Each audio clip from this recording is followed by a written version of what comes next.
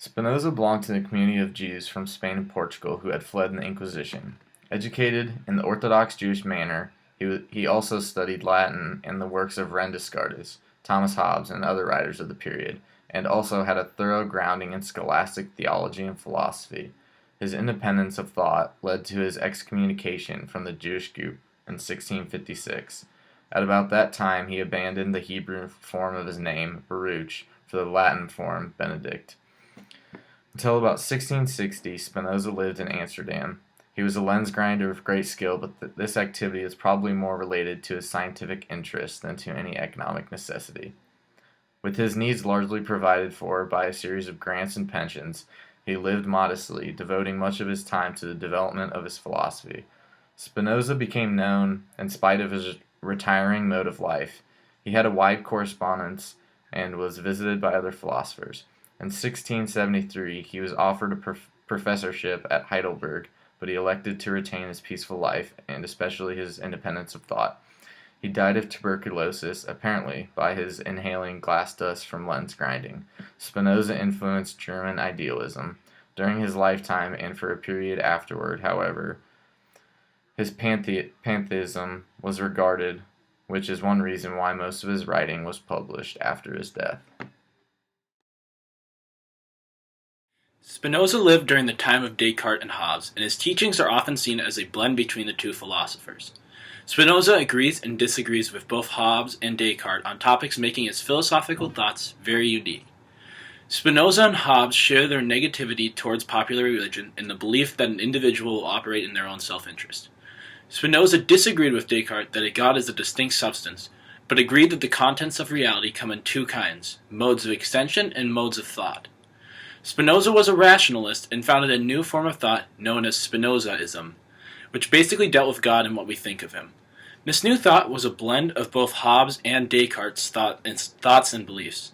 In his works, Spinoza claims not to be influenced by anyone, but it is very clear if you look at his viewpoints that Hobbes and Descartes had a major impact on Spinoza's thoughts. For Spinoza's major teachings, he did philosophy of religion, philosophy of politics, philosophy of ethics, philosophy of metaphysics, and philosophy of epistemology. For his religion, it was largely contained in the theological political treatise. He argues that we should interpret Scripture solely on its own terms by studying it carefully, not with any doctrines or concepts that cannot be derived from the text. He thought that if we could do this, many things we believe about God and the universe would turn out to be false. As for political, they were scattered among three books: Theological Political Treatise, Ethics, and the Political Treatise. His main principles seem to be the same as Hobbes, although they differ in conclusions. Every individual has the natural right, in Spinoza's opinion. Subjective rights do not exist by nature. As an institution of society, they only exist in the civil state. As for ethics, as for the mind, for psychology, he argued that the distinct conception of the human mind. He also said, whatever happens in the object of the idea constituting the human mind must be perceived by the human mind. As for metaphysics, that consists of one thing, the substance, and its modifications and or modes. Early in the Ethics, he argues that there is only one substance, which is absolutely infinite, self-caused, and eternal. He calls the substance God, or nature, which he believes those two terms to be synonymous. Epistemology is deep. He was a deep rationalist. He did notations of truth and falsity that have to do with the relation between the ideas and their objects. There's three kinds of knowledge. One comes from the random experience and the imagination. The second one arises from the fact of our common notation and adequate ideas of the properties of things. And the third one is, of course, our intuition. Spinoza spent the last 21 years of his life making a living as an instrument maker and lens grinder. He had a reputation for making excellent lenses for telescopes and microscopes. But the primary focus of Spinoza's life continued to be his writing and studying as a private scholar. Spinoza practiced what he believed and lived his life modestly and frugally.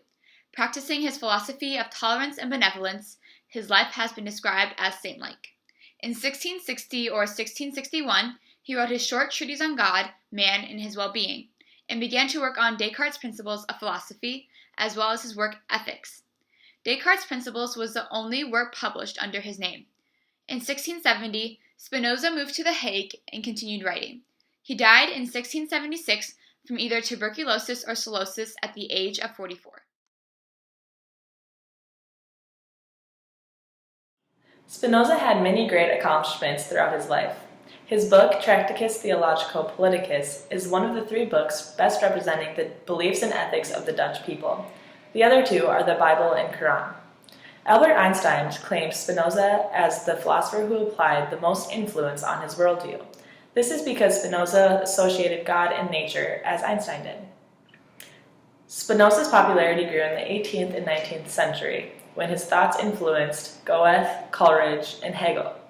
His ideas are still universally identified today.